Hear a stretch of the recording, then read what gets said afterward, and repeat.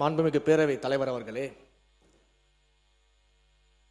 சிறிது நேரத்திற்கு முன்பாக பேசிய முன்னாள் முதல்வர், அவையின் மூத்தவர் அண்ணன் ஓபிஎஸ் அவர்கள் சட்டமன்றத்தின் கண்ணியம் குறித்து நமக்கெல்லாம் சொல்லிக் கொடுத்திருந்தார். உண்மையில் முடிச்சிடறேன், சம்மதம் இல்லைங்க, முடிச்சிடறேன் சொல்லிடுறேன். இல்லை என்ன அதையெல்லாம் முதல் முறையாக சட்டமன்றத்திற்கு உறுப்பினராக வந்திருக்கக்கூடிய நாங்கள் கற்றுக்கொள்ள தயாராக இருக்கிறோம். அதில் எங்களுக்கு எந்த விதமான ஆட்சேபனையும் கிடையாது.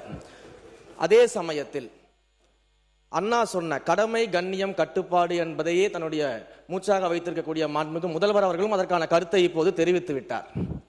அண்ணன் அவர்களுக்கு சட்டமன்றத்தின் முதல் முறை உறுப்பினராக இருக்கக்கூடிய நான் ஒரு சிறிய வேண்டுகோளையும் வைத்துக் கொள்றேன். இந்த நேரத்தில் எப்படி கண்ணியம் குறித்து அண்ணன் எங்களுக்கு எல்லாருக்கும் சொன்னாரோ, அதே போல தங்கள் கட்சியினுடைய மாண்புமிகு எதிர்கட்சி தலைவருக்கும் சிறிதளவு அதை நீங்கள் சொல்லிக் கொடுக்க வேண்டும் அப்படின்னு நான் கேட்கிறேன். உறுப்பினர் ஏன் அப்படின்னா என்ன ஏன் சொல்றேன்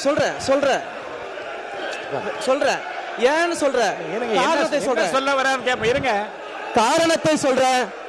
8 கோடி மக்களின் பிரதிநிதியாக இருக்கக்கூடிய மாண்புமிகு முதலமைச்சர் அவர்கள் அவைக்குள்ளே வரும் பொழுது அமர்ந்திருக்கக்கூடிய எதிர்கட்சி தலைவருக்கு அந்த கண்ணியத்தை சொல்லிக் கொடுத்து 8 கோடி மக்களின் முதலமைச்சருக்கு அந்த மரியாதையை தர வேண்டும் என்ற கண்ணியத்தை சொல்லித்தர வேண்டும் என்பதை பேரவைத் தலைவர் வாயிலாக தெரிவித்துக் கொள்கிறேன்.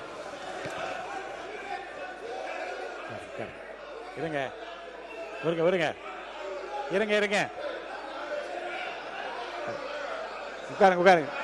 நீங்க இருங்க, வாங்க. யாராவது ஒருத்தர் பேசுங்க. நீங்க பேசுங்களா? அவர் யாராவது ஒருத்தர் உட்காருங்க. யாராவது ஒருத்தர் இல்ல எல்லாரும் நீங்க இவருங்க. எல்லாரும் நீங்க பேசுறதா இருந்தா வெளியில போய் பேசலாம். இங்க இருக்கவங்க யாராவது ஒருத்தர் பேசுங்க. யாராவது ஒருத்தர் இருங்க. ஒருத்தர் பேசுங்க. ஒருத்தர் உட்காருங்க. இருங்க. அவர் சொன்ன இருங்க. நீங்கள் அனைவரும் இருங்க. அவர் பேசுவதற்கு முன்பாகவே இருங்க பேசுறது. அவர் பேசுவதற்கு முன்பாக எல்லோரும் எழுதி நின்று நீங்கள் எதை பற்றி பேசப் போகின்றார் என்ன என்று தெரியாமல் குரல் கொடுத்து கொண்டே இருந்தீர்கள். அவர் என்ன பேசினார் என்பதை உள்வாங்கி இருந்தால் அது குறித்து நீங்கள் தாராளமாக பதில் சொல்லலாம். அவர் சொன்னது நீங்கள் புரிஞ்சுக்கிட்டீங்கல்ல. அவையின் கண்ணியத்தை பற்றி அவர் சொல்லி நாங்கள் ஏற்றுக்கொள்கிறோம். அதன்படி நடக்கவும் தயாராக இருக்கிறோம். இருங்க சார், இருங்க. அவர் சொன்ன கருத்தை புரிஞ்சுக்கோங்க. மாண்புமிகு முதலமைச்சர் வருகிற போது எல்லோரும் எழுந்து நின்று வணக்கம் தெரிவிக்கிறோம். எதிர்கட்சி தலைவர் உட்கார்ந்தே இருக்கிறாரே என்று அந்த கணிதத்தை அவர் சொல்றாரு. தப்பா ரைட்டா? அது சொல்லுங்க. அதுக்கு பதில் சொல்லுங்கன்றேன். சொல்லுங்க. இருங்க, அதுக்கு நீங்க பதில் சொல்லுங்க. உங்களுக்கு பதில் சொல்ல அனுமதி அளிக்கிறேன். மாண்பு உறுப்பினர் நேரு அவர்கள். நீங்க சொல்லுங்க. அதுதான் அவர் கேட்டார். உட்காருங்க. அதுதாங்க அவர் கேட்கிறார். உட்காருங்க. உறுப்பினர் நேரு அவர்கள்.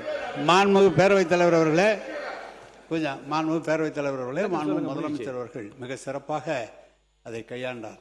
நாங்கள் அதில் மகிழ்ச்சி. ஆனால் எங்கள் திருச்சி மாவட்டத்தில் வெற்றி பெற்ற அமைச்சர் அவர்கள் அதை எதிர்கட்சி தலைவரை பற்றி சொல்வார். நாங்கள் கூட 5 ஆண்டு காலம் முதலமைச்சராக தளபதி அவர்கள் இருந்தார்கள். அப்படி தளபதி நம்முடைய முன்னாள் முதலமைச்சர் அவர்கள் இருக்கிற போது, அவர் வருகிற போது எதிர்கட்சியில் இருக்கிற தலைவர் எழுந்ததில்லை. இல்லை, கொஞ்சம் எழுந்ததில்லை.